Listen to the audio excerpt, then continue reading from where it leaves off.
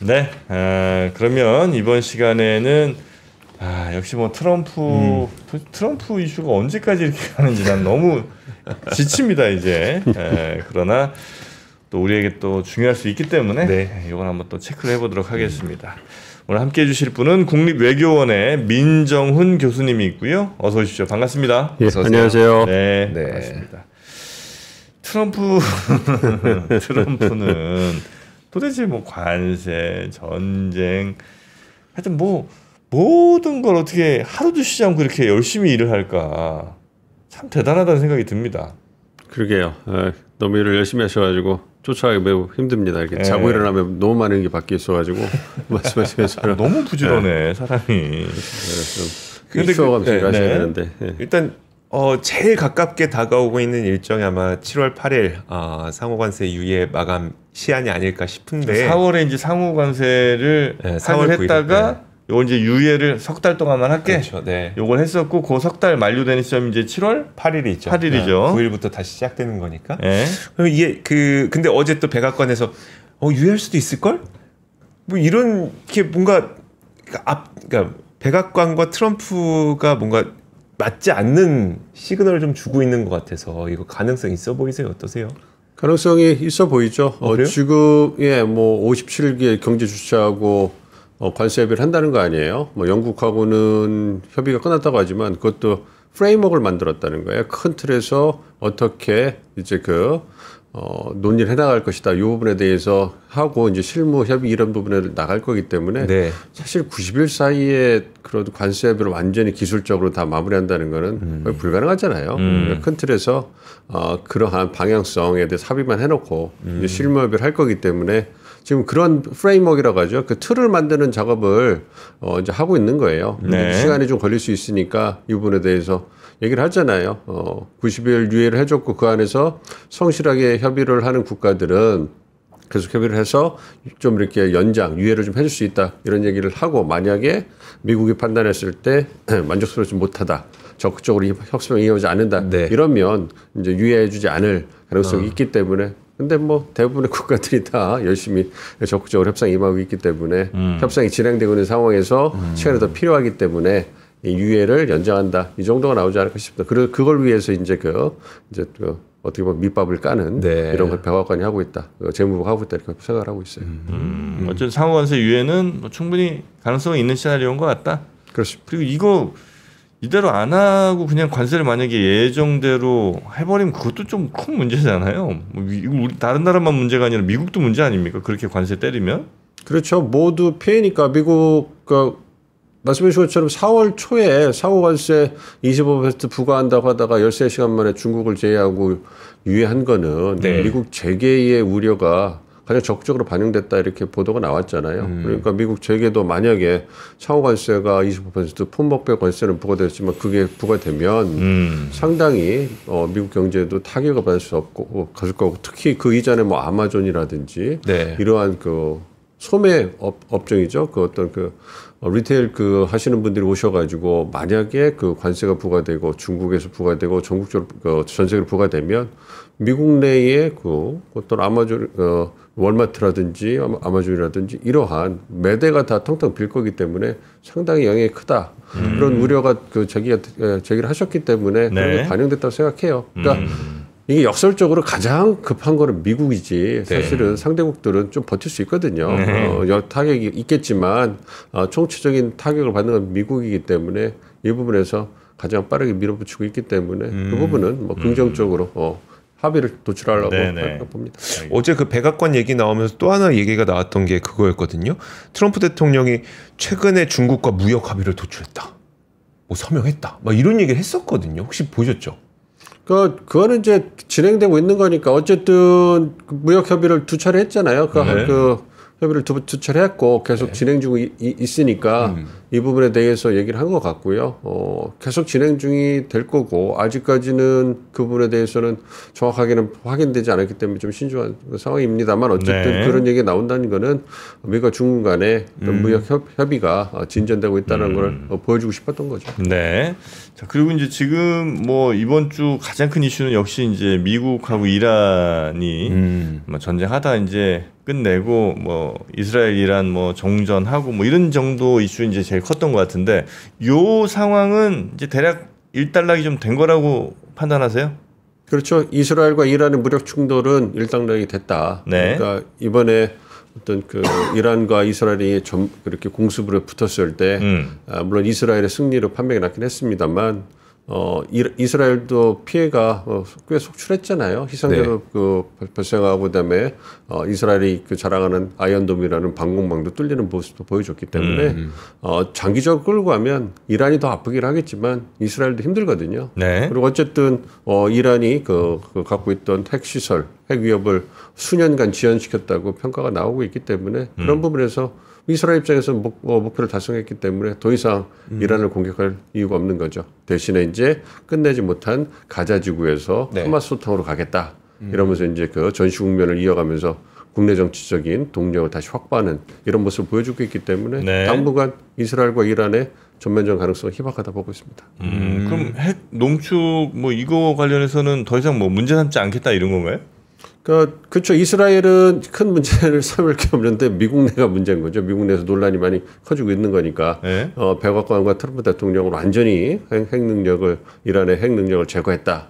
이런데 CNN이라든지 미국 언론들은 그렇지 않다. 네. 그러니까 원심 분리기라든지 핵심 시설은 건재하고 이미 농축한 우라늄도 피신시켰고 지상만 피해를 줬기 때문에 뭐 상당 좀 6개월 정도 지연한 것뿐이다 이런 얘기를 했기 때문에 그런 부분에서 이제 미국 내 논란이 되고 있는 거지 뭐 그 이외를 보면 어쨌든 이란의 핵 능력이 상당히 피해를 받은 것은 분명히 보입니다. 그렇기 때문에 이란 입장에서도 일단은 몸을 추스리는 그런 상황이 필요한 거고 그리고 조만간 미국과의 어떤 핵 협상이 나오면서 국면 전환을 시도할 거라 보고 있어요. 그래요. 핵 협상에 이란과 미국이 서로 적극적으로 임할 거라고 보시는 거군요.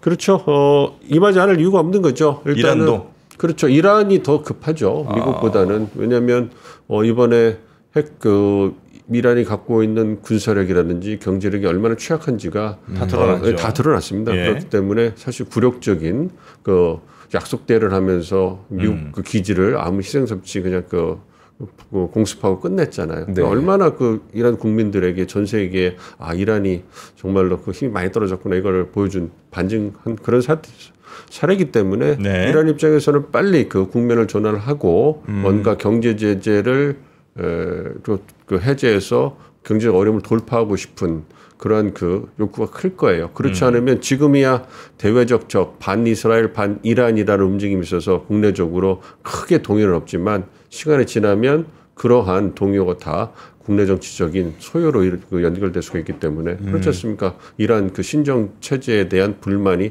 폭발할 수가 있단 말이에요. 네. 그러니까 지금 벌써 이란 대통령이나 최고 지도자 모두 이란이 승리했다 이러면서 뭔가 명분을 만드는 이런 모습을 보여주고 있거든요. 그 명분을 뒷받침하려면 성과가 필요한 거고 성과를 만들기 위해서는 결국 미국과의 핵 협상밖에 없기 때문에 적극적으로 나서지 않을까 싶습니다.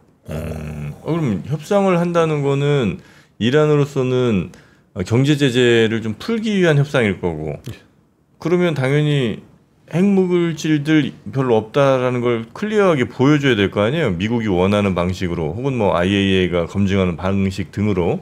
근데 그거를 다 깔 것 같으면 지금 이렇게 뭐 싸울 이유도 사실 없었던 거 아니에요? 그렇죠. 그러니까 이번에 미국이 공습을 하기 전에 5번의 핵 협상을 했잖아요. 네. 이란하고 미국하고. 그러다 이제 난항을 겪은 거죠. 말씀해 주신 것처럼 미국이 원하는 것은 핵 개발 프로그램을 포기를 해라. 이제 핵 에너지의 평화적 사용, 민수용 에너지, 그거는 에너지는 필요하니까 그거는 쓰게 해주되 그러나 자체 우라늄 농축 프로그램을 가질 필요는 없다. UAE처럼 다른 국가들이 제공해주면 그거 가지고 평화적으로 이용해라. 네. 뭐 이 얘기할 건데 그거를 이란이 받아들이지 못한 거거든요. 그래서 밀당을 하다가 결국은 외교적으로 힘드니까 트럼프가 군사적 옵션을 선택한 거란 말이에요. 네. 그러니까 그렇게 돼서 지금의 상황이 왔기 때문에 이란으로서는 다른 대안이 선택지가 없는 거죠. 핵 협상에 나가서 미국이 원하는 것을 받아들일 것이냐. 즉 민수용 핵 에너지 사용은 보장받되 이제 군사용으로 사용될 수 있는 우리 농축 프로그램에 대해 포기를 하고 약속을 하고 주기적으로 사찰을 받을 것이냐. 그러한 진전사에 대해서 경제 해제를 제재를 해제해 줄 거니까 그 부분에 대해서 합의할 거냐. 그러니까 2015년에 그 체결됐던 JCPOA를 갖다 보다 더 그 사찰이나 통제를 강화하는 방향으로 미국과 이란이 양자 협의를 통해서 마무리하는 이 부분에 합의할 거냐. 그게 미국이 원하고 있는 거거든요. 그런데 거기에 따라갈 수밖에 없지 않겠습니까? 지금 상황으로서는 이란이 많은 카드를 잃어버렸기 때문에. 이 과정 중에 카드를 이란이 많이 잃어버렸군요. 네. 근데 지금 트럼프 뭐 노벨 평화상 추천 얘기가 나와요? 그 뭐 수년째 나온 거 아니겠습니까? 아, 수년째 나오고 있어요. 네, 그래서 이제 그 트럼프 얘기하잖아요. 여러 번 뭐 전 돌아가셨는데 그 일본 아베 총리도 그 예전에 추천하셨는데 안 됐고 그 미국 내에서도 여러분들이 추천하셨는데 안 됐고 그래서 트럼프가 불만을 표시하시잖아요. 여러 번 그 추천을 받았는데 이 그 노벨상 그 위원회가 다 진보주의자들만 자기 좋고 자기를 갖다가 이제 배제했다 이래서 뭔가 좀 잘못됐다 이렇게 불만도 터뜨리고 있는데 어쨌든 이번에 파키스탄에서도 어쨌든 그 인도와 최근에 파키스탄 사이에 있었던 그 분쟁에 대해서 그 부분에 대해서 미국이 적극적으로 개입해가지고 평화적으로 해결했다. 그러니까 위대한 리더십을 보여주었다. 이러한 명분으로 이제 그 추천을 하려고 했는데 그런데 이제 그거에 대해서 추천하기로 결정한 다음 날 미국 이란을 때려버리니까 이게 과연 노벨 평화상에 적합한 거냐 이러면서 그 파키스탄 내에서 이제 여당과 야당 사이에 어떤 논쟁이 있었다. 이게 보도가 되면서 좀 해프닝이 발생한 거죠. 아, 그래요? 근데 노벨 평화상 그 이번에 미국 하원 어떤 의원이 트럼프를 또 추천했다고 하더라고요. 이번에 이제 그 이스라엘 이란 요걸 보면서 이거 봐라 힘을 이용한 평화를 이뤄내지 않았냐라고 하면서 추천했다는 거예요. 이런 불가능하죠. 그러니까 힘을 이용한 평화는 노벨 평화상 안 되겠죠. 노벨 평화상이 주어질 만한 게 되느냐? 네, 조건은 안 되겠죠. 아니, 지켜봐야죠. 그 결과론적으로 보면 그 이스라엘 이란의 무력 분쟁을 끝냈고 만약에 지금 미국 원하는 것처럼 중동에서의 세력 균형을 재편하기 위해서 아브라함 협정 2.0을 추구한다는 거 아니에요? 네. 이란과의 핵 협상을 성공적으로 마무리해서 이란이 핵무기를 개발하는 것을 미국이 포기시킨다면 그건 지역 평화, 세계 평화에 기여한 거잖아요. 네. 과정상에서 힘에 의한 평화가 그 노벨 평화에서 적절하냐, 적합하냐 이거는 뭐 논쟁이 있을 수 있겠습니다만 그 결과가 훨씬 더 크잖아요. 그 무력 충돌을 끝냈고 그다음에 말씀드린 것처럼 이란과 이스라엘이 이제 그러니까 미국과 이란이 핵 협상에 성공해서 이란이 있을 수 있는 그 핵 위협 이란이 가서 핵 위협을 갖다가 제거해 버리면 그러면 그것도 세계 평화에 기여하는 거고 그리고 말씀드린 것처럼 중동의 정세를 재편한 아브라함 협정 그거의 핵심이 그거거든요. 이스라엘과 사우디의 관계 정상화예요. 국교를 회복하는 거거든요. 그러면 미국이 우호적인 이스라엘과 사우디 어떤 친미 진영이 만들어지고 이란만 쪼그라드는 거란 말이에요. 그러면 어쨌든 간에 그 세력 균형의 추가 이쪽으로 확 기우는 거니까 어쨌든 간에 평화를 유지하고 안정을 유지하는 데는 도움이 될 거 아니에요. 그렇게 만약 그런 걸 만들어낸다면 이보다 더 지역 평화, 세계 평화에 기여한 사람이 있겠습니까? 그러면 이제 당연히 트럼프 대통령의 어떤 노벨 평화상 수상 가능성이 높아지는 거고 생각해 보시면 우리가 갖고 있는 그냥 객관적으로 생각했을 때 트럼프 대통령에 대한 인식, 선입견을 제기하고 결과로만 놓고 본다, 성과로만 놓고 본다면 어쨌든 과정은 좌충우돌했으나 결과에 있어서 이만한 성과를 낸 그런 인물이 있겠느냐? 그걸 우리 객관적으로 판단해 볼 필요는 있는 거죠. 그렇게 해석될 수도 있겠네요. 되게 신기한 거긴 하네. 하여튼 뭐 중동 문제 그렇고 오늘 좀 글로벌하게 쭉 살펴보죠. 우크라이나, 러시아 여기는 요즘 이제 뉴스를 저희가 좀 못 들었는데 최근 어떤 상황까지 좀 왔습니까? 러시아가 조용히 세력을 넓혀가고 있는 걸로 알고 있습니다. 그래서 그 쿠르스크 지역은 완전히 탈환을 했고 계속 전투가 이어지고 있어요. 그렇죠. 거기는. 어쨌든 러시아 입장에서는 지금 그 우위를 확실히 그 선점했기 때문에 지속적으로 밀어붙이고 있는 상황이고 우크라이나가 이제 그 수세에 몰리면서 방어하기 어려운 상황입니다. 그래서 우크라이나 동남부 뭐 돈바스 지역이라든지 4개 지역을 러시아가 야금야금 이제 어떤 세력을 확장해 가고 있는 상황이기 때문에 우크라이나에게 많이 어려운 상황이죠. 그 뒤에는 미국의 소극적인 지원이 있는 것이고 그러니까 러시아는 우크라이나 입장에서는 30일이라도 휴전을 하자고 막 얘기를 하잖아요. 네. 진영을 정비해서 다시 무기 지원을 받아가지고 이제 반격을 하고 싶은데 러시아가 응해주지 않는 거예요. 뭐 포로 인질 교환은 하되 그러나 어떤 그 휴전을 할 수 없다. 왜냐하면 말씀드린 것처럼 휴전을 하면 우크라이나가 진영을 정비할 거고 러시아 입장에서는 지금 우위를 잡았기 때문에 계속 밀어붙여가지고 이제 이스라엘 이란 그 문제에 그 집중하고 있는 트럼프가 다시 돌아올 때가 되면 그렇다면 전황이 러시아에게 훨씬 유리한 상황으로 가고 있을 거고 그걸 본 그 트럼프는 어쨌든 러시아와의 어떤 협상을 통해서 우크라이나 전쟁을 끝내려고 하고 있잖아요. 그런 의지가 더 강해지겠죠.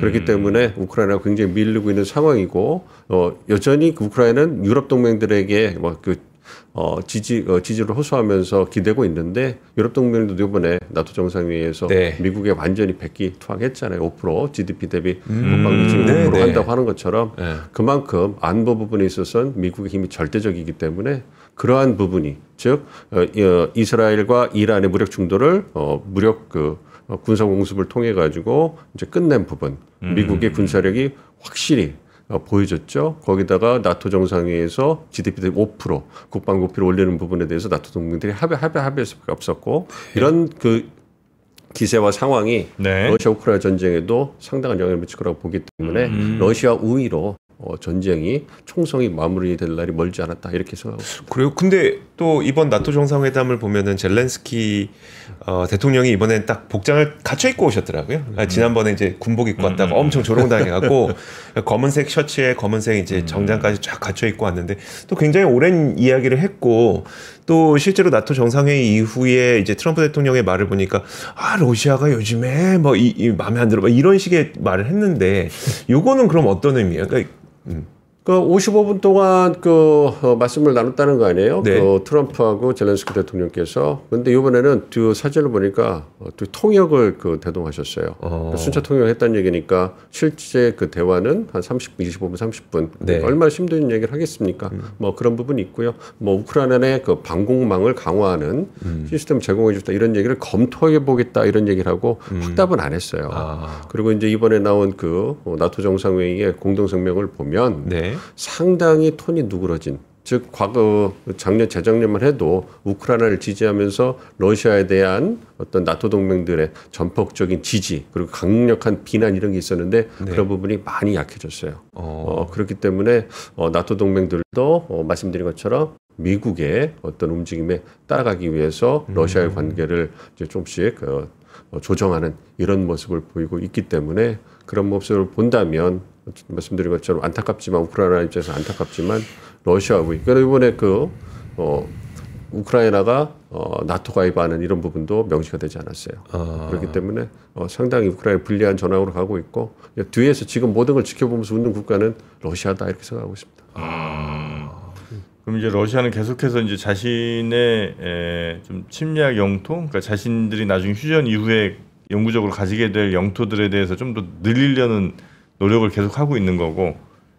그렇죠. 왜냐하면 그 트럼프 얘기가 뭐냐면 현재 국경선을 기준으로 해서 시즈파이어 휴전을 할 가능성이 있기 때문에 어떤 그게 그 휴전 협정이 발효되기 그러니까 총선을 멈춥시다. 딱 그 발효되는 시점에 이제 국경선이 어디까지냐가 중요하거든요. 누가 얼마만큼 점령했냐 이게 중요하거든요. 그러니까 계속 지금 전투를 조용하게 치르면서 넓혀갖고 있는 상황이고 그게 크게 우크라이나 동남부 지역에서 막 확 밀린 이런 모습은 아니지만 점진적으로 계속 밀고 들어가고 있기 때문에 만약에 한 달, 뭐 2달 이 사이에 후에 이제 휴전이 발효가 된다면 상당히 러시아가 웃을 수 있는 여건이 마련될 수 있다고 봅니다.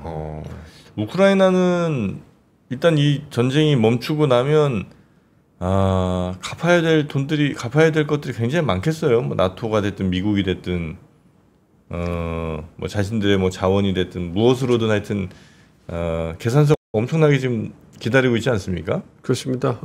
지금이야 이제 뭐 미국이나 나토 동맹들이 전쟁이기 때문에 전쟁 상황이기 때문에 그냥 무상 지원하는 것처럼 보지만 뭐 세상에 공짜가 어딨겠습니까? 그쵸? 그러니까 네. 물론 이제 그 트럼프가 원하는 대로 들어간 돈을 다 계산해서 내놔라 했을 때 그거는 또 지불하기는 어려울 거예요. 돈이 없으니까. 네. 그리고 그 국제사회는 만연하거든요. 무슨 뭐 이만큼 너네가 빚졌으니 내놔라 이러면 우리가 IMF 구제금을 받을 때도 우리는 예외였긴 했습니다만 다른 국가들은 돈이 없다. 탕감해 달라. 뭐 이런 식으로 하고 대신 다른 대안을 제시하는 거죠. 그러니까 말씀해 주신 것처럼 그 직접적인 비용을 갚지는 못하겠지만 뭐 광물이라든지 재건 사업에 이제 들어오는 그러한 조건을 통해 가지고 경제적 이익을 다시 이제 회수하려고 할 거기 때문에 우크라이나는 전쟁 패배뿐만 아니라 이제 그 후에 있어서도 경제적 측면에서 상당한 어떻게 본다면 수탈을 당할 수밖에 없는 그런 안타까운 현실에 직면하겠죠. 네, 확실히 이제 중동 쪽에 시선이 많이 쏠리다 보니까 우크라이나 쪽으로는 맞아요. 많이들 뭐 전 세계 이목이 잘 쏠리지 않고 그 사이에 그냥 러시아는 야금야금 조금씩 영토를 좀 늘리려는 이런 야욕을 좀 보여주고 있는 것 같은데 결국은 뭐 그게 힘의 논리로서 그냥 또 고정이 되어버리는 상황이 아마 올 것 같아서 한편으로 좀 씁쓸하기도 하고 그렇습니다. 원래 국제 정세라는 게 원래 이런 건가 싶기도 하고 생각이 좀 들긴 합니다. 근데 두 가지 질문이 또 있는데 중요하지 않은데 좀 궁금했던 질문이 하나가 있었는데 보였냐? 스페인은 왜 나토 국방비 증액에 반대를 했을까요? 그 자국의 경제 상황을 봤을 때 3.5%가 맞지 않다라고 보는 거죠. 그 스페인 같은 경우는 경제 구조 자체가 관광, 수입 이런 부분에 많이 의존을 하고 있거든요. 네. 그러니까 그리고 이제 복지 국가 측면이 강하기 때문에 자신들의 경제 규모라든지 어떤 그 발전 가능성 성장률을 봤을 때 3.5%, 5%는 말도 안 되는 거고 3.5%도 못 맞춘다는 거예요. 네. 그러니까 한 2% 정도 되는데 그 부분에서 자신들이 목표인데 2%나 2.5% 내에 하는 것이 자신들의 경제 규모를 봤을 때 적절한 거고 그 부분에 고려했을 때 도저히 맞출 수가 없기 때문에 형 얘기를 한 거죠. 그나마 스페인은 나토 국가들 중에 그래도 경제 좀 규모가 있고 목소리가 좀 있는 편이니까 얘기를 하는 건데 다른 국가들은 그냥 따라가는 거지. 그러니까 약속은 해줬지만 이행은 어떨까 이 부분에 대해서 큰 그 퀘스천 마크 의구심이 있는 거예요. 이행 못하면 어떻게 돼요? 그냥 못하는 거죠. 그렇다고 해서 어떻게 하겠습니까? 지금 약속이니까 그런 얘기도 나오는 거예요. 그냥 지금의 어려운 국면을 트럼프를 기쁘게 해주기 위해서 다들 그냥 증액에 동의를 했다. 근데 독일 같은 국가는 아무래도 좀 경각심을 느끼는 것 같아요. 자신들이 어떤 유럽에서 가장 중추인 국가가 독일인데 네. 경제적으로 어렵긴 합니다만 냉전이 끝난 이후에 자국의 안보를 미국에게 의존하면서 국방력이 상당히 약해진 게 사실이거든요. 네. 이 부분에 대해서 굉장히 좀 뼈아픈 성찰을 한 것 같아요. 그래서 3.5% 늘리고 5% 늘리는 거에 대해서 2035년까지 하기로 약속했는데 그걸 6년 앞당기기로 했거든요. 네. 그러니까 독일은 경제 규모가 있고 그리고 산업적인 기반이 있기 때문에 그게 가능해요. 진짜 원하면. 대신에 복지라든지 교육이나 이런 부분에서 좀 삭감이 필요하겠죠. 뼈를 좀 깎아야 되겠지만 가능하기 때문에. 그러니까 아무래도 이번에는 독일이 안보에 방점을 찍으면서 한 향후 10년간 집중한 이런 모습을 보여주는데 독일은 역량이 되니까 기반이 되니까 그게 가능하지만 스페인은 그게 어려운 거예요.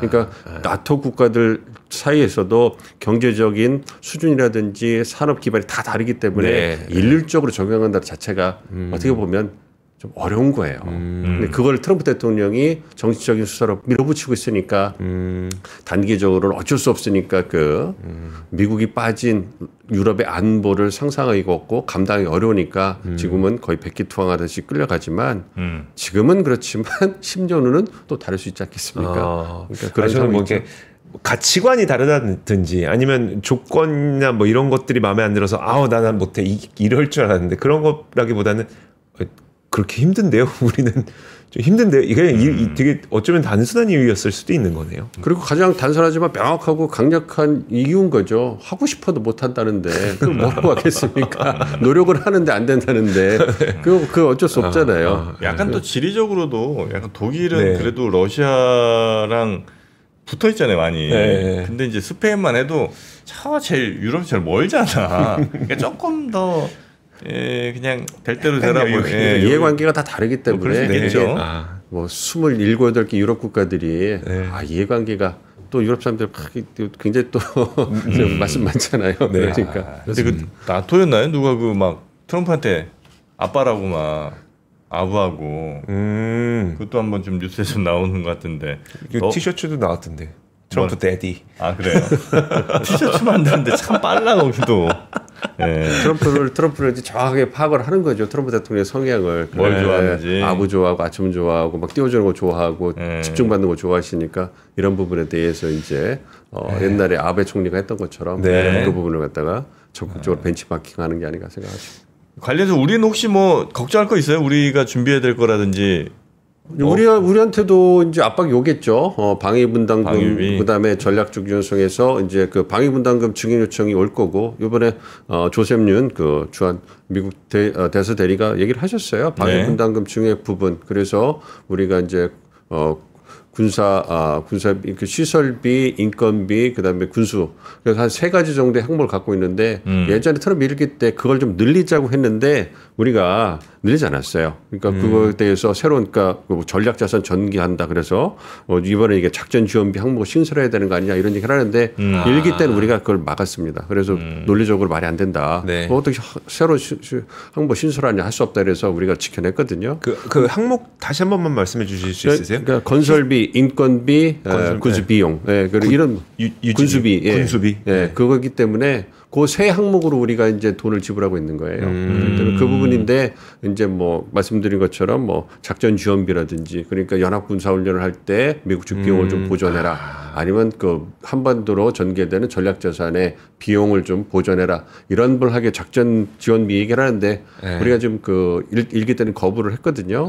그런데 이 부분에 있어서 이제 다시 또 언급을 했기 때문에 이런 부분들을 어떻게 우리가 잘 막아낼 것이냐. 그리고 이제 GDP 대비 국방비를 갖다가 한 5%까지 놀려라 이런 주장을 할 건데 우리가 한 2.5% 정도 쓰는데 우리는 실질 직접 군사비를 그 정도 쓰고 있기 때문에 상당히 많이 쓰는 국가고 모범적이라는 평가를 미국으로 받기 때문에 그 부분에 있어서는 우리가 5%는 불가하고요. 그렇죠. 2배 이상 늘려야 된다, 2배를 늘려야 된다는데 그거는 한 130조를 갖다 국방비에 써야 된다는데 그럼 우리 뭐 교육을 어떻게 하고 복지를 어떻게 하겠습니까? 그건 말이 안 되는 거고요. 좀 증액하는 부분, 그러니까 그 노력을 하겠다. 이런 원론적인 합의를 하면서 점진적으로 한 3% 가까이 가는 모습을 보여주는 것만 해도 충분하지 않을까. 10년을 걸쳐서 조금씩 증액하는 이런 모습에 대해서 이제 한미 간에 협의를 할 차례가 된다. 그리고 또 다른 예산을 국방 쪽으로 이렇게 돌리면 돼. 다른 예산을? 네, 뭐 저 다리 만들고 뭐 이런 거를 이게 다 군대 이동이 필요한 거다. 뭐 이런 식으로 명목을 좀 이렇게 국방비처럼 이렇게 또 드레싱을 하면 됩니다. 돼요? 요즘 그 논의를 해봐야죠. 이제 그 국내적인